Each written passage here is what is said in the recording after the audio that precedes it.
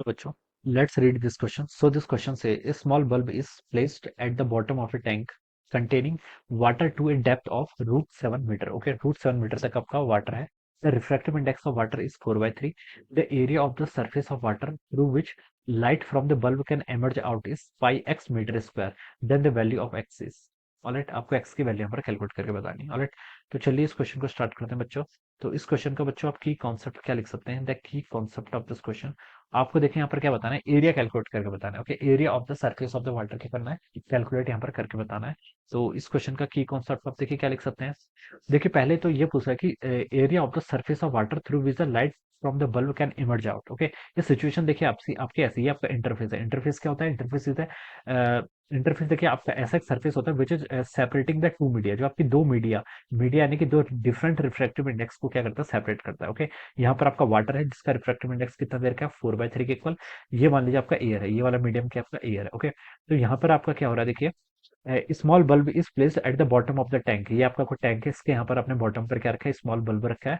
Water to a depth of √7 metre. Okay, और यहाँ से यहाँ तक की बच्चों जो आपकी डेप्थ है ये कितनी देर की है, √7 मीटर के इक्वल देर की. ओके, √7 मीटर, और ये इसका रिफ्रैक्टिव इंडेक्स है. Alright, the refractive index of the water is 4/3. ठीक है, the area of the surface of water through which light from the bulb can emerge out. Okay, वो area बताना जहां तक क्या कर सकती है आपकी लाइट क्या कर सकती है, एमर्ज आउट कर सकती है. ओके, तो देखिए बच्चों कैसे होगा, देखिए यहाँ से आपकी रे ऑफ लाइट निकलेगी इस बल्ब से. ओके, ये आपकी रे ऑफ लाइट है. ओके, ये आपका देखिए उधर वाला मेंजर, ये वाला देखिए जिस मीडियम में आपकी रे ऑफ लाइट जा रही है ये तो आपका डेंसर है, और ऊपर वाला मीडियम क्या आपका रेयरर मीडियम है. ओके, तो आपकी रे ऑफ लाइट देखिए ये आपका देखिए ये एंगल क्या होगा, बेसिकली पहले हम ये एंगल देखते हैं. देखिए यहाँ पर क्या होगा, आपका टोटल इंटरनल रिफ्लेक्शन होगा. क्या होगा, टोटल इंटरनल रिफ्लेक्शन. तो जो आपकी रे ऑफ लाइट होगी आफ्टर रिफ्रैक्शन, ये क्या हो जाएगी आपकी, पैरेलल हो जाएगी, पैरेलल टू द सरफेस. ये क्या हो जाएगी, sorry, parallel to the surface या फिर इंटरफेस के क्या हो जाएगी, पैरेलल हो जाएगी. ओके, देखिए आपने इंटरनल रिफ्लेक्शन का यहाँ पर इसका की कॉन्सेप्ट ऑफ क्या लिख सकते हैं, टोटल इंटरनल रिफ्लेक्शन लिख सकते हैं. टोटल इंटरनल रिफ्लेक्शन का फिनोमेना क्या होता है, टोटल इंटरनल रिफ्लेक्शन में देखिए हम क्या करते हैं, टोटल इंटरनल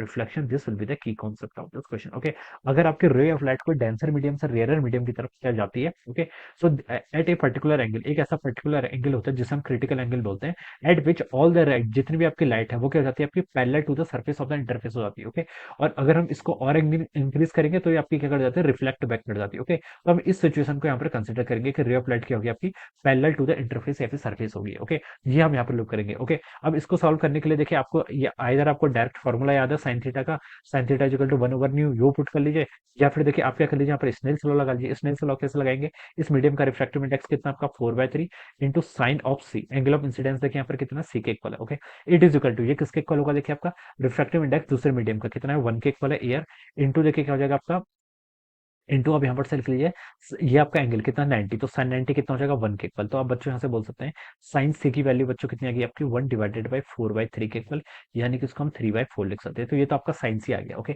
ये एंगल सी है तो हम बता सकते हैं बच्चों ये एंगल भी कितना होना चाहिए आपका, सी होना चाहिए. ओके, बाई ज्योमेट्री से हम इतना बता सकते हैं. ये एंगल देखिए आपको √7 मीटर के इक्वल दे रखा है. ठीक है, तो साइन थीटा, साइन सी देखिए, साइन क्या होता है आपका, परपेंडिकुलर अपॉन हाइपोटेनस, ये आपका परपेंडिकुलर है, ये आपका हाइपोटेनस है. तो बच्चों ये कितना आएगा, 9 और 16, तो ये आपका √7 आना चाहिए, वो आपका ऑलरेडी गिवन है. ओके, तो ठीक है, इतनी हमारी कैलकुलेशन. ऑलराइट, तो सिमिलरली देखिए आपकी ये बल्ब से एक रे ऑफ लाइट आपकी ऐसे भी जाएंगी, तो यहाँ तक ये जो पूरा रीजन होगा, ये रीजन देखिए इसकी सरफेस पर लाई कर रहा है. ओके, ये पूरा रीजन क्या करेगा आपका, इल्यूमिनेट करेगा. ये पूरा रीजन क्या करेगा आपका, इल्यूमिनेट करेगा. ओके, ये रीजन आपका पूरा इल्यूमिनेट करेगा, और हमसे यही पूछा हुआ था क्वेश्चन में, the area of the surface of the water through which the light from the bulb can emerge out. Okay, तो आपको ये एरिया बताना है. तो देखिए बच्चों आप ये एरिया आपका इजीली कैलकुलेट करके बता सकते हैं. ये रेडियस कितनी है आपकी, 3 सेंटीमीटर के इक्वल है. तो अब ये एरिया कितना हो जाएगा आपका, पाई आर स्क्वायर के इक्वल हो जाएगा.